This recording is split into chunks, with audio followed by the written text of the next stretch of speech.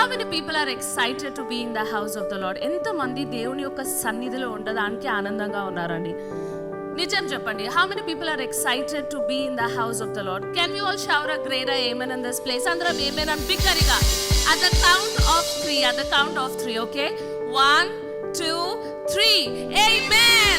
Hallelujah, hallelujah. నేను ఎప్పుడు చెప్తూ ఉంటానండి, nothing in my life excites me more than being in the house of the Lord.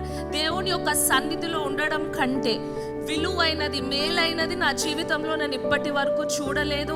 I'm not saying that because I'm a pastor, but I'm saying that because I have experienced the presence of God. మీరు ఎప్పుడైతే మీ జీవితంలో దేవుని యొక్క సన్నిధిని అనుభవిస్తారో, ఎప్పుడైతే మీరు మీ జీవితంలో దేవుని యొక్క సన్నిధిని రుచి చూస్తారో, నేను నమ్ముతున్నాను దానికంటే శ్రేష్టమైనది మీకు ఇంకెక్కడా దొరకదు అని నమ్ముతున్నాను. ఆమేన్, ఆమేన్, ఆమేన్. Today I want to talk to you about something. Actually I prepared something else from the book of Psalm.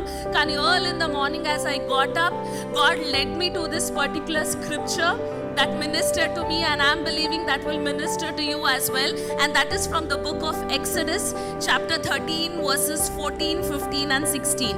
It says, I think this is a story about Moses having a conversation with God. దేవుడు మోషేతో అంటాడు, my presence will go with you and I will give you rest. అంటే Moses ఏమంటాడంటే దేవునితోటి, if your presence does not go with us, for how shall it be known that I have found favor in your sight, I and your people? It is not you going with us so that we are distinct and I and your people from every other people on earth. So basically ఇక్కడ మోషే ఏమంటున్నాడంటే దేవునితోటి, దేవుడు అతనికి ఒక వాగ్దానం ఇస్తున్నాడు. ఏమని అంటున్నాడంటే, నీతో పాటు నా సన్నిధి వెళ్తుంది, నేను నీకు విశ్రాంతిని కలుగజేస్తాను అని అంటున్నాడు. సో దాని కౌంటర్ ఆన్సర్ ఇక్కడ మోషే ఏమని చెప్తున్నాడంటే, ఒకవేళ నీ సన్నిధి మాతో వెళ్ళనట్లయితే ఈ భూమి పైన ప్రజలకి మా పైన కటాక్షం ఉందని ఏ రీతిగా తెలుస్తుంది అని అడుగుతున్నాడు. హల్లెలూయా. ఆయన ఏమంటున్నాడంటే, ఈ భూమి పైన ఉన్న ఇంతమంది ప్రజలను, నన్ను, నీ పిల్లల్ని ఏది డిస్టింక్ట్ చేస్తుంది అంటే, ఏది వేరు పరుస్తుంది, ఏది ప్రత్యక్ష పరుస్తుంది అంటే నీ సన్నిధి మాత్రమే కదా అని అంటున్నాడు. హల్లెలూయా.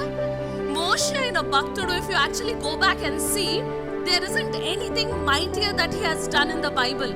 యాక్చువల్లీ మనము జీసస్ ఏమంటాడంటే, there is no greater prophet than, in fact God అంటాడు, there is no greater prophet than Moses.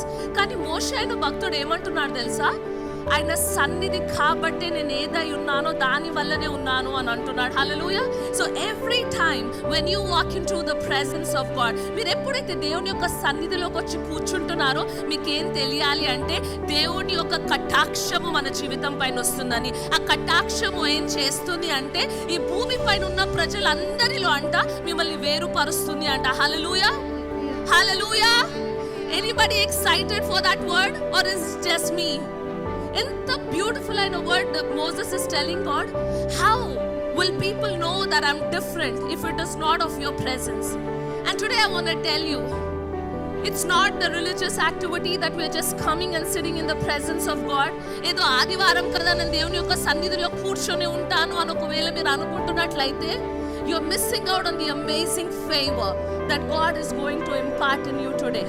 ఒకవేళ మీరు మోషే రీతిగానే, ప్రభు నువ్వు నా జీవితంలో లేనట్టయితే తండ్రి, there is nothing good in my life అని మీరు ఎప్పుడైతే ప్రార్థన చేస్తారో, మీరు ఎప్పుడైతే మీ నోటితో మీరు ఒప్పుకుంటారో, ఏ రీతిగా అయితే దేవుడు మోషేని, ఇజ్రాయెల్ ప్రజల్ని వేరందరి నుంచి సెట్ అపార్ట్ చేశాడో, అదే రీతిగా ఈరోజు మిమ్మల్ని కూడా దేవుడు సెట్ అపార్ట్ చెయ్యునుగాక నేను ప్రార్థన చేస్తున్నాను. I can promise you, I can tell you, I have experienced it in my life.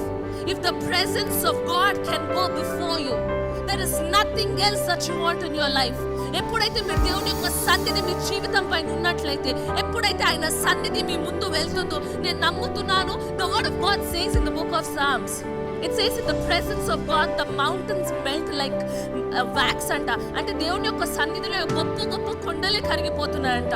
Imagine, ఒకవేళ మీరు దేవుని యొక్క సన్నిధితో మీ జీవితంలో మీరు నడుస్తున్నట్లయితే, మీకు ఎదురుగా వస్తున్న ఏ గొలియాత్ అయినా, మీకు ఎదురుగా ఏ జెరికో వాల్ ఉన్నా కానీ అవన్నీ యేసు నామములో కరిగిపోవునుగాక నేను ప్రార్థన చేస్తున్నాను. Even as we enter into the time of praise and worship, this is a beautiful time. ఏ రీతిగా అయితే మీరు ప్రార్థన చేస్తున్నారు, మీరు వర్షిప్ చేస్తున్నారు, మీరు ప్రేస్ చేస్తున్నారు, I pray that you will not do it just by it, but I pray that you will do it with full of revelation of who your God is. మీ దేవుడు ఎవరై ఉన్నారు అని మీరు ఎప్పుడైతే తెలుసుకొని ఆయనకు ఆరాధనలు స్తుతులు మీరు అర్పిస్తారో నేను నమ్ముతున్నాను that God will do a mighty impartation in you today. Do we have some true worshippers in this house? Do we have some real worshippers in this house? Do we have some real worshippers in this house? Okay, I think నేను చెప్పింది మీకు అర్థం కాలేదనుకుంటా. మనకు నిజమైన దేవుడిని ఆరాధించే భక్తులు ఎవరన్నా ఉన్నారా ఇక్కడ? Is there anybody? Are you excited to worship him with all that you have? Are you excited to worship him in truth and in spirit? Are you ready to worship him with everything that you have? నేను ఎప్పుడు మాట్లాడుతుంటాను about this lady of alabaster jar. She comes, she sits at the feet of Jesus and she pours out the costliest perfume ever. And దేవుడిని ఆరాధిస్తున్నంట. పక్కనున్నంత వాళ్ళు irritate అవుతున్నారంట, ఏంటి తను ఇంత విలువైన వస్తువు తెచ్చి దేవుని పాదాల దగ్గర పెడుతుంది అని. But Jesus says, let me tell you that this lady will be remembered until the gospel is preached అని అంటున్నాడంట. ఎప్పుడైతే మీరు నిజమైన ఆరాధన దేవుని యొక్క పాదముల దగ్గర పెడతారో మీ పేరు జన్మ జన్మలకు ఉండిపోతుంది అని దేవుని యొక్క వాక్యం సెలవిస్తుంది. If you can be a true worshipper, I'm telling you there will be no curse that will stand against you. If you can be a true worshipper, I know for sure that God will make you a generation that will bring glory upon the name of the Lord. Amen. అందరం కాసేపు ప్రార్థన చేసుకుందామండి. Even before we enter into the time of praise and worship, can we just invite the mighty presence of God in this place? దేవుని యొక్క గొప్ప సన్నిధిని మనం మధ్యలో ఇన్వైట్ చేద్దామా? Can we ask God, we need you Lord. ప్రభువా, ఏ రీతిగా అయితే మోషే అన్నాడు తండ్రి, నీ సన్నిధి లేకుండా మేము ఇక్కడ నుంచి వెళ్ళట్లేదు తండ్రి. We need your presence. మా సామర్థ్యత నీ సన్నిధి మాత్రమే తండ్రి. మాకున్న దాంట్లో మేలైనది నీ సన్నిధి మాత్రమే తండ్రి. I find every good thing in your presence. That's why David says, దావీదు అనే భక్తుడు అంటాడు, నీ సన్నిధిలో నాకు ప్రతి ఒక్కటి దొరుకుతుంది. There are ways of life in your presence. మీకు కావాల్సినవన్నీ మీరు దేవుని సన్నిధి బయట వెతుకుతున్నట్లయితే, let me tell you, everything that you need is right in the presence of God. Papa, we are praying today, Lord.